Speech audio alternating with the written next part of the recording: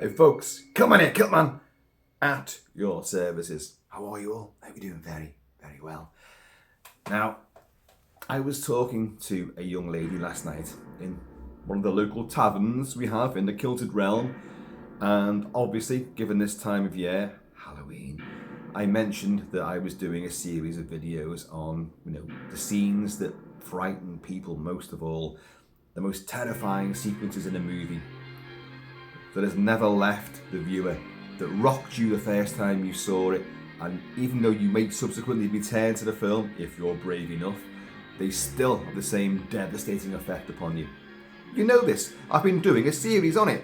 So I said to young Chrissie, I said, so what sequence terrified you?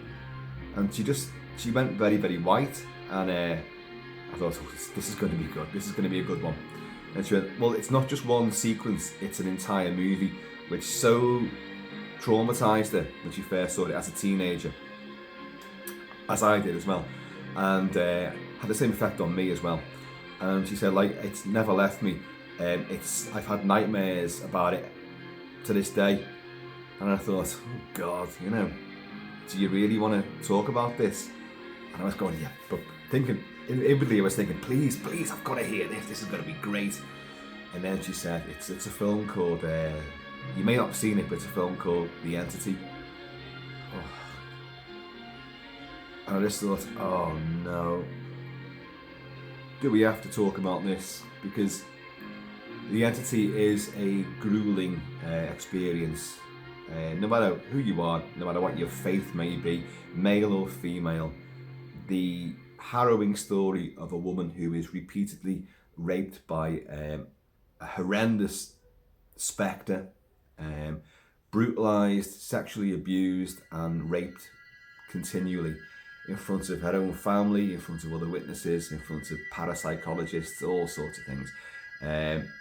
It's a genuinely galvanisingly nasty story, and of course it's based on a real life event. Aren't they all? Wasn't the late 70s, early 80s and all supernatural shenanigans, hauntings, possessions, this kind of stuff, Amityville Horror, Poltergeist, everything. There were so many stories which had a basis in a real life story. And the story of Carla Moran, that's not the real woman's name, who was harassed and raped by this despicable spectre and his little ghoulish aides as well, because these are the revelations that the film sort of puts across. It's been a subject of documentaries, of TV shows, of other films, and certainly a lot of books on it as well. So Frank DeFelitta wrote the novelisation of The Entity based on this story, and Sidney J Furie of the Ipcris File fame made the movie out of it. I wrote a huge filmic essay on this movie a long time ago when I was working for AV Forums. It might still be there, I don't know, go check it out. But I pretty much covered every angle of this movie, and I really, gave it a lot of kudos. The film has many failings, it does, I'm not going to deny that as well. Furie isn't the greatest of directors, I don't think, and the screenplay leaves a lot to be desired in some respects. But the overall movie is genuinely terrifying, powerfully emotional, and scarring. It left an indelible mark upon me, and when poor Chrissie began to describe her experience with the movie, I thought, really? No one else has mentioned, when I've asked many people about the scary experiences with movies, what am I going to put in? And there's still many more to come. I know. I've been very, very lax upon this. But again, as I always say, real life and stuff gets in the way of me trying to deliver the goods here. But we're back with this one. I did think to myself, am I going to cover this? Because I can see she's upset as well. Oh God, this is the effect Kilt-Man has. I'm so sorry, hon. I'm so sorry. I didn't mean to do this. But because she got visibly distressed as well. So I thought, oh, this is a nasty one. But you really, you're exemplifying what I was asking for. A film sequence that has such a powerful, long-lasting effect upon you. Anyway, so Chrissie, this one's for you. and I hope you're all right. I know copious amounts of lager did seem to sort you out in the end, anyway. And yeah, I'm not forgetting about the up-kilting.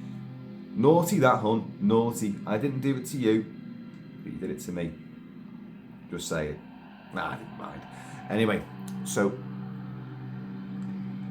the entity. Barbara Hershey portrays Carla Moran. I think early 30s, single mother, got 3 kids. She's had an abusive background. She's been traumatized as a child. Her first husband died at a young age, so she's traumatized by that as well. A lot of repression, a lot of guilt, a lot of self sort of loathing going on there. And out the blue, completely random, she begins to suffer the most horrendous rape ordeals in her house, in a friend's house, in her car as well. And obviously it has a huge, tremendously debilitating effect upon her. And we witnessed these attacks. And although I'm not saying Furie is a bad director, he's not the kind of guy you'd expect to have done a horror film like this. But he powerfully delivers in the shock sequences, and the rapes are truly horrifying. I remember at the time when the film came out, when I'd be 12 years old, maybe 13 when it made its home video in the UK. And there was a talk in the playground about, yes, there was nudity in the film, although let's be honest, it's not Barbara Hershey in the nude, it's body doubles, and it's Stan Winston's prosthetic effects as well from the actual, because the famous scene is her breasts being groped and you can see fingers pushing down on her breasts. It was a animatronic dummy with suction cups underneath it. Barbara Hershey's head, but the body was not hers. And but the talk of the playground was, oh, you got to see this movie. And of course, being kids, it was a misdirection of interest in this movie. And I watched it, and I'd seen many grueling horror movies and many brutalizing sequences, but I had a movie sensibility as well, so I wasn't looking for titillation. Even at that age, I did not think there was anything, thrilling about a rape sequence. I knew already how horrifying and bad that was going to be, and this film really hammered that home. So all the rape sequences just destroyed me, and was horrified and sickened, and I totally sympathised with Barbara Hershey's character. Hershey gives a performance of a lifetime in this movie. I mean, it's a film which it gets derided by a lot of people, although I think the critical response was great at the time.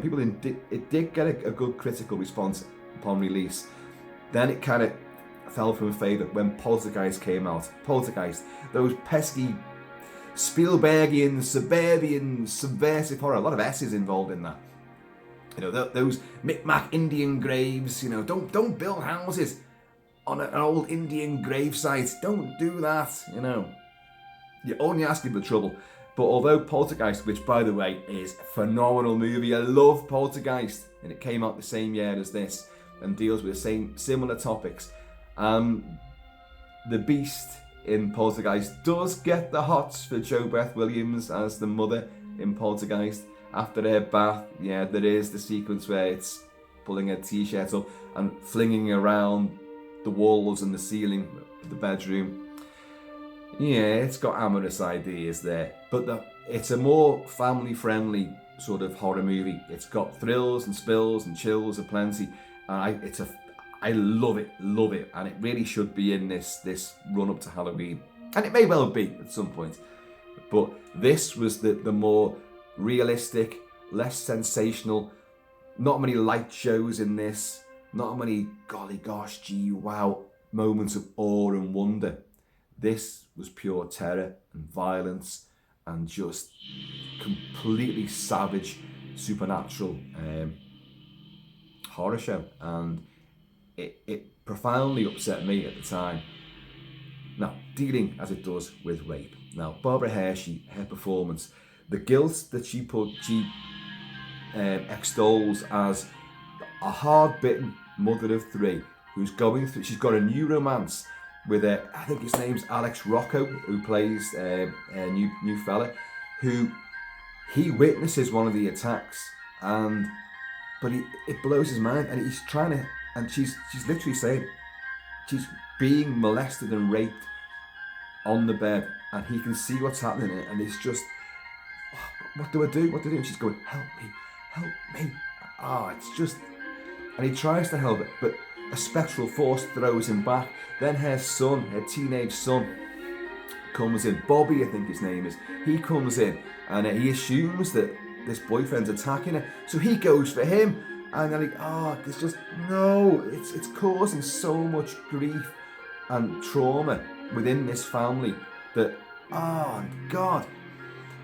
So, poor Alex Rocco, the boyfriend, in the hospital afterwards, he realises, I can't deal with this. You know, I love you, but I can't get my head around this. I just can't. And he's shell-shocked, and he has to go, leaving poor Carla again on her own. With her kids have witnessed this, her neighbours have witnessed this, her friends have witnessed this. Her life is in jeopardy, but the Spectre doesn't want to kill her. Obviously, he just wants to keep abusing her. They find out from the bruising that it isn't just one thing that's doing it, and some of the bruises may well be from the fingers and hands of children. So it's got demonic spirits of children holding her down while it's doing these despicable deeds. It just takes it to another level. You're like, oh God, no. She seeks the help of doctors, of a psychologist. I'll come on to him in a minute. And also parapsychologists, who sadly in this film are not a patch on the ones that we see in Poltergeist, who are all great actors, and there's a more dimensionality to them, and their dialogue is far better written. In this movie, they're there to help her. They want to believe, and but they are kind of like, they're a buffer zone. They understand what she's going through, but they want to film it. This could be their big break. They're very excited about this. They're kind of not realising the whole trauma she's going through. But on the flip side of that, you have the great and mostly unsung Ron Silver. Ron Silver, Jesus Christ, this guy is an incredible tour de force of an actor. And he plays the proper when I'm saying proper, I believe in parapsychology, but he's the more scientifically rational and recognised logical brain of psychology. And he's Dr. Snyderman. Yeah, a snidey bastard. Yeah, snidey by name, snidey by nature. And he's channeling pure Michael Douglas and Al Pacino in this role. He looks like Al Pacino does in Carlito's Way. Now, Ron Silver has been in many movies, Time Cop, Blue Steel with Jamie Lee Curtis, and he's the psycho in that.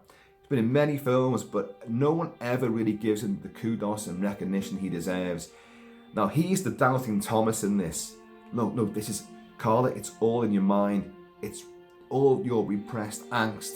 It's your guilt, masturbation fantasies. There's a hint, and in the film there was meant to be a little sort of subplot about an incestuous desire on Carla's part for her own son, which they wisely ditched, because I think that would have really clouded a lot of what went on in the movie. That you didn't need that element at all, so that was ditched, I think, from the script level. But there was one scene that was filmed, but they cut it anyway, where she sees her son topless outside the window, and you kind of get the impression that she's admiring him in more than just a motherly sort of way.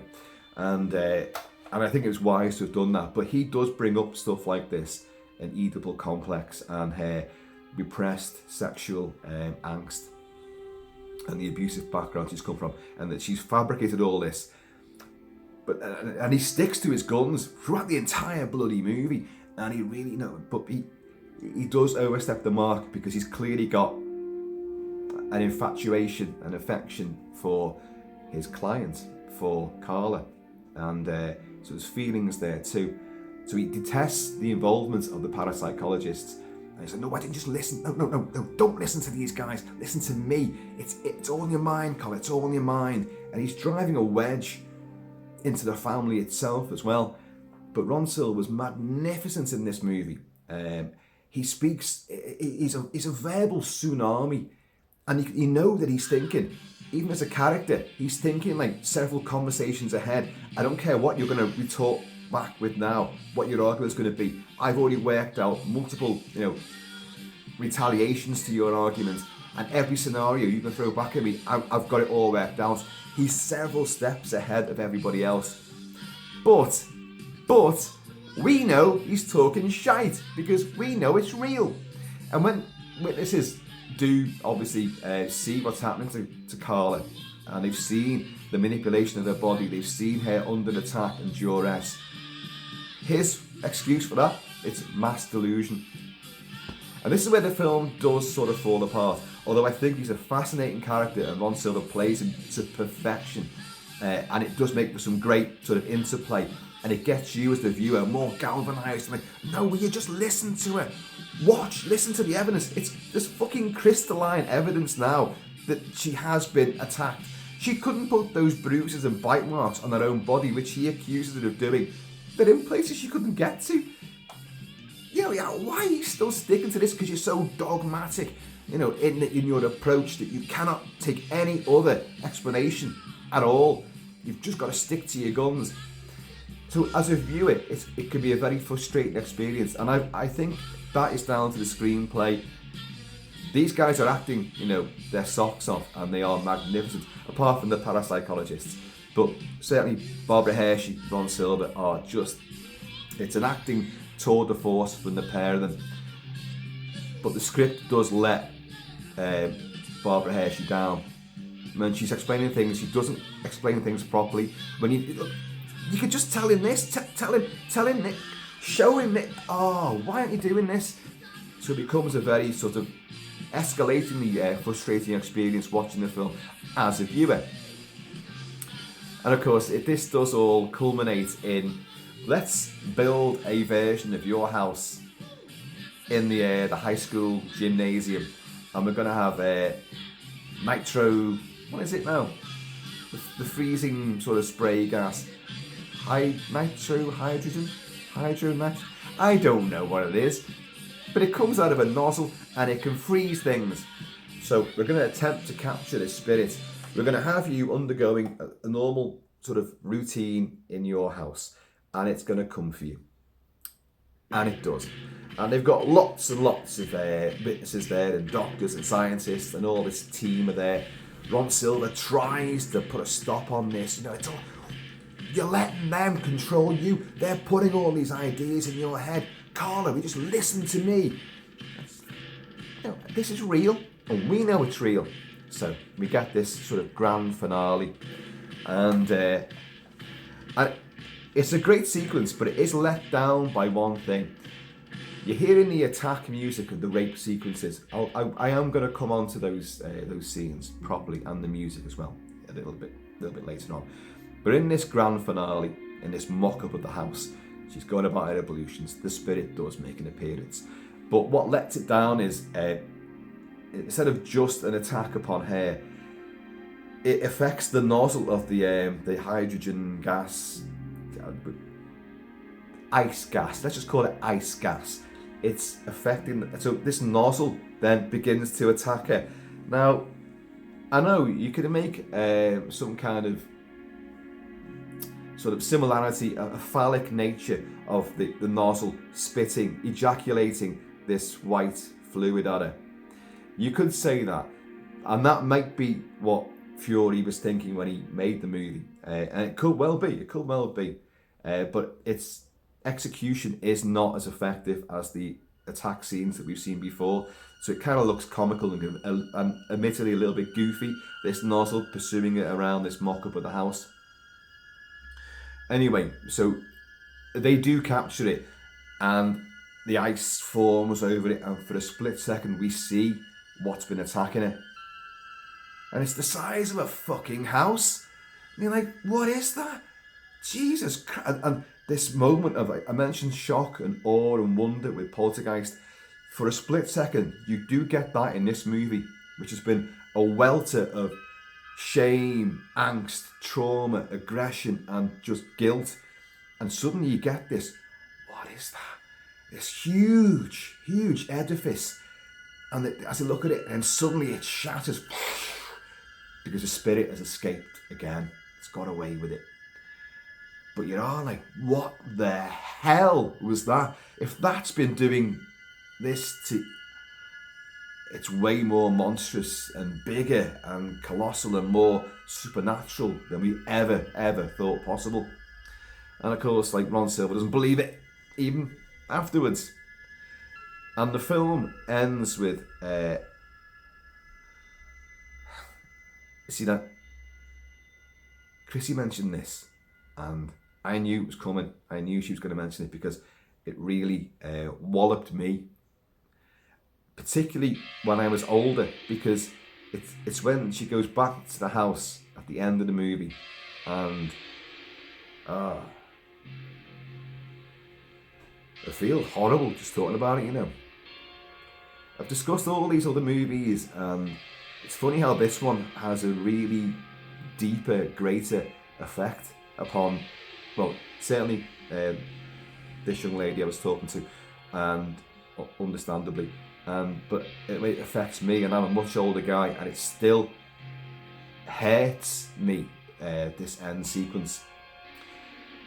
We've seen how brave Carla is, as Barbara Hershey portrays it.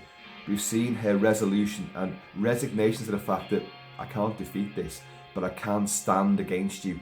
And she does taunt the beast several times, like, go on then, go on, you know, just don't hurt my kids, take me, do what you want to me, but you may attack me, but you'll never have me again. And she's defiant, but you can see in her eyes that she knows, this maybe I'm making a stand right now, but I'm still going to be a victim again.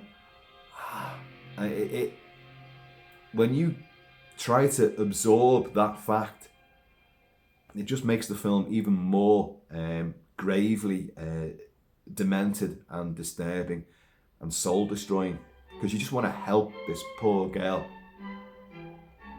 This is the soundtrack I'm playing, by the way. This is the full score to the movie, but from Charles Bernstein.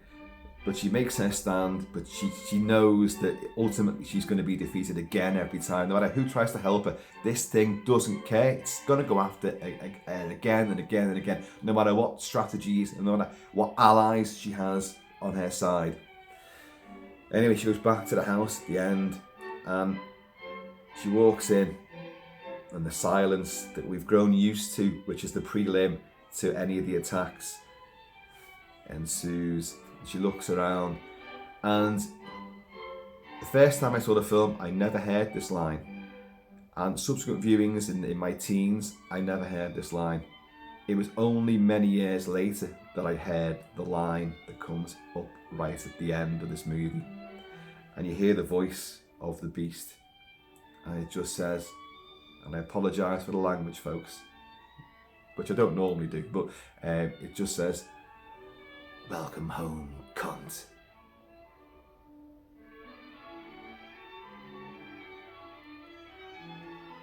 And but luckily, she's moving away. She's only gone in to say a final fuck you to this thing. And she walks out the door, shuts the door behind her, goes off to a new life. Sadly, as the film will tell you in this final little epitaph, and in the real life saga of the real woman, who's not called Carla Moran, she's called, I don't know what she's called, I've forgotten the name, that the attacks continued. She moved to Texas, and the attacks continued to this day. Now that would be back in 1981 when it was made, so the attacks were still going on, and I presume the woman might even be dead by now. I don't know, I genuinely don't know how the story panned out afterwards, but it leaves you with this sour taste, that she's defiant, she's gone back, and she's turned her back on it, but welcome home, cunt. The evil, leering, lascivious nastiness of this spirit demon and its minions is just beyond reproach. It goes beyond the likes of Freddy Krueger, Jason Voorhees, Michael Myers. There's an insidious quality to what this thing is doing. I'm not going to go into the whole sort of the moralistic and the horrific circumstances of rape, but it's certainly one of the worst crimes that can ever be committed. And the film got a bit of a backlash when it came out. When it first got released in America, there was a bit of a protest about it.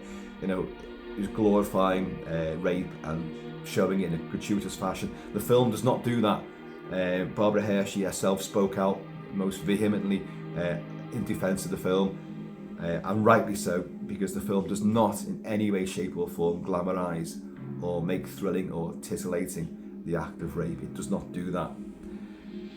But that lingering final moment, you know, welcome home, cunt. So many years after seeing it the first time and never hearing it, finally hearing that, I thought, have they put that line in? Is that a new addition? And obviously, they didn't. It was always there. I just never heard it in muffled home video sound designs, sound, you know, systems. It just didn't come across. But now it's just it's you've already been battered and bruised spiritually, intellectually, emotionally, like Carla Moran has been done physically as well. You feel pummeled at the end of this movie, and then you get that line. It's like, and Chrissie said it last night. She's like, that finished me. It was just, how would you, the abusive partner, how would you go back to that? But women do go back. Well, men go back to, people go back to abusive partners all the time, for a variety of reasons. Now, this is not a partner that she wants. Carla Moran does not want the beast in her life, but it's there, and it's an irrevocable and unputdownable sort of angle of her existence. It's there, and she's learned to accept it, as horrifically as that may seem. But she's got no other choice. She's got a family, she's still got to live, but this thing's part of her existence.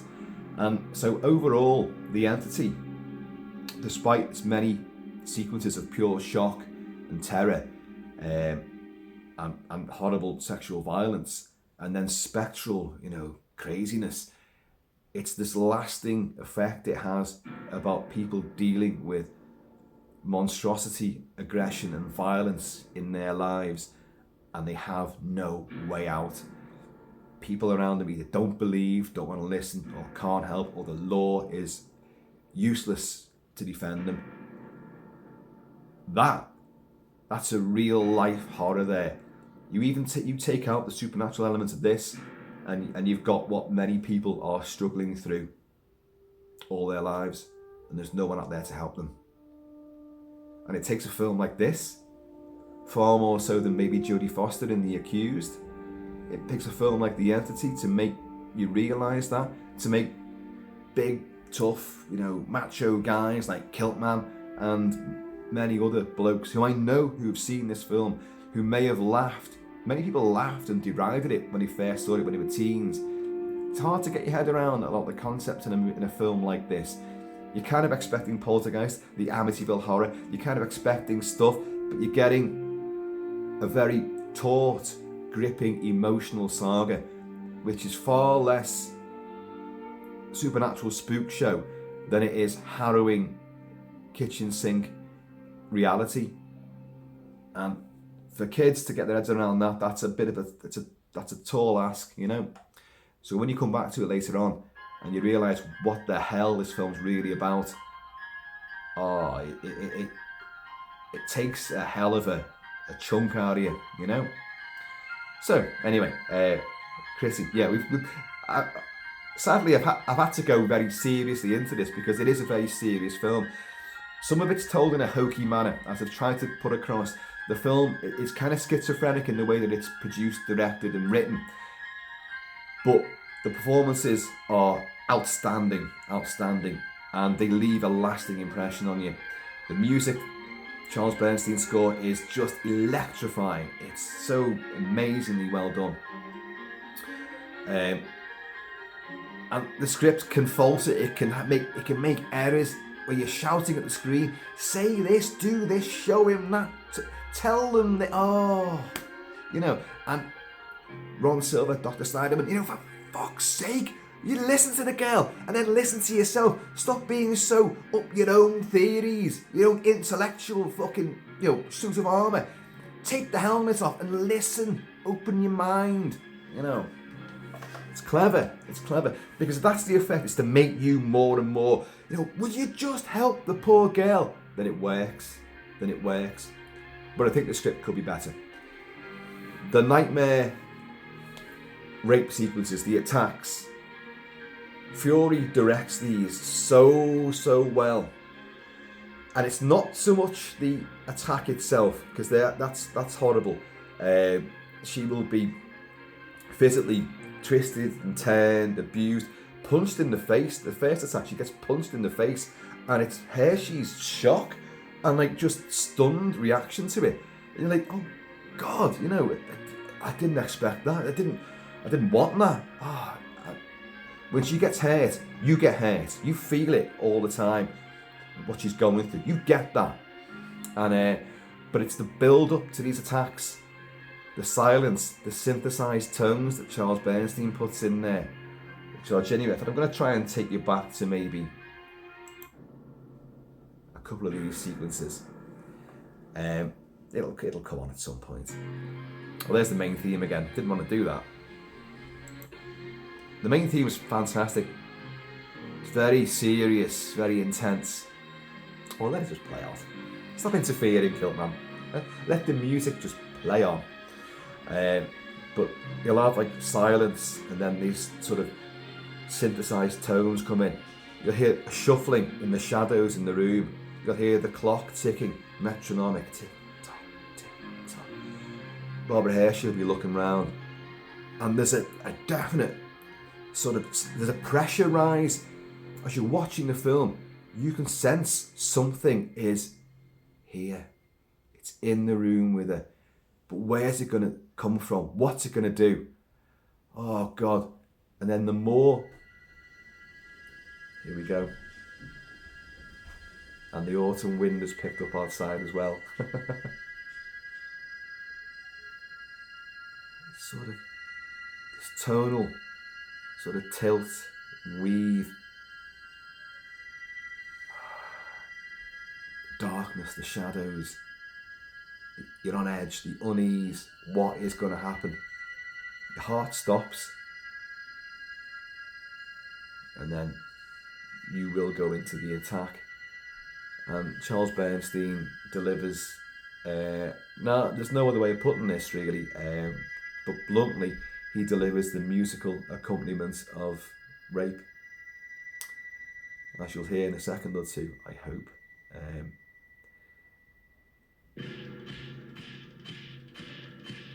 There's a thrust, stab, pound, aggressive, hard, nasty.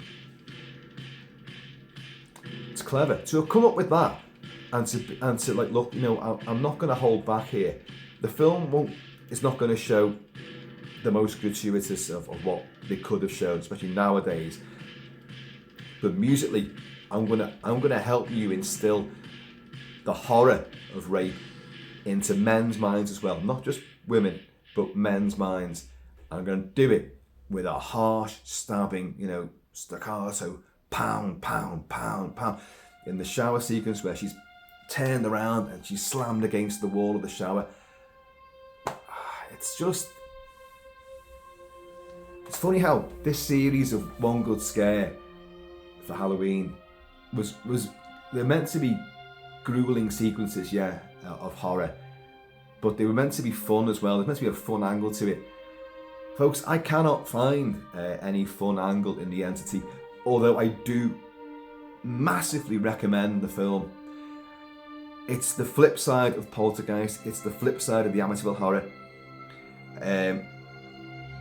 And all the many other hauntings and ghosty poltergeist activity movies, paranormal activity and all that, and the Annabelle movies, all that kind of stuff. It's a more realistic telling. Whether you believe the initial story or not is irrelevant. I believe Barbara Hershey's portrayal as Carla Moran, I believe that implicitly, and I'm moved, heartbroken, horrified. I want to help her and I can't. Listen to this as well. Spectral sort of hush and sort of big, overbearing breath. Listen. It is a terrifying, terrifying score, and it's a terrifying movie. As I say, it has flaws. It definitely has flaws, but it's an experience that's well worth taking. It's eye-opening and sphincter tingling, and very, very thought-provoking as well.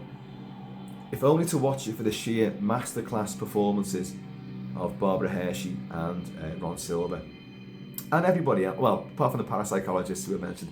And they're not that bad. It's just that they pale into insignificance when compared to the little group that you get, you know, in Poltergeist. And especially little Zelda Rubinstein, who comes in like, this house is now cleared. To her, it simply is another child. To us, it is the beast. Oh, God. Jesus Christ almighty. But that's Poltergeist, which is more fun, more enjoyable, far more rewatchable.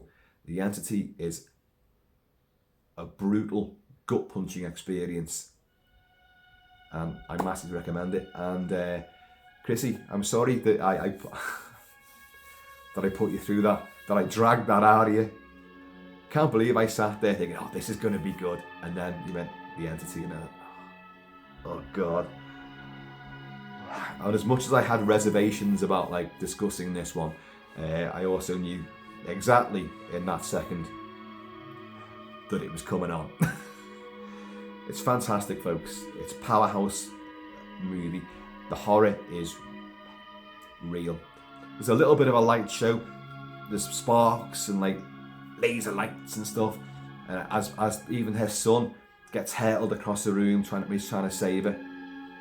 Stan Winston's effects on the body they're very good. They're actually very, very good indeed.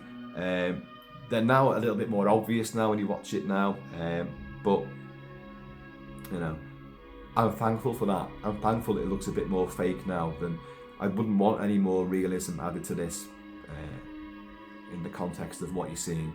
So, The Entity, folks. We're all entitled to one good scare, and Chrissie, that was yours. Anyway, folks, I have been and always shall be Kilt-Man.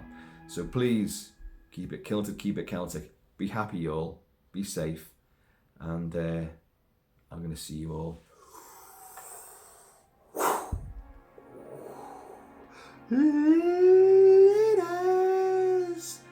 And when a woman has a harrowing story of violence and abuse, listen to her and help her if you can.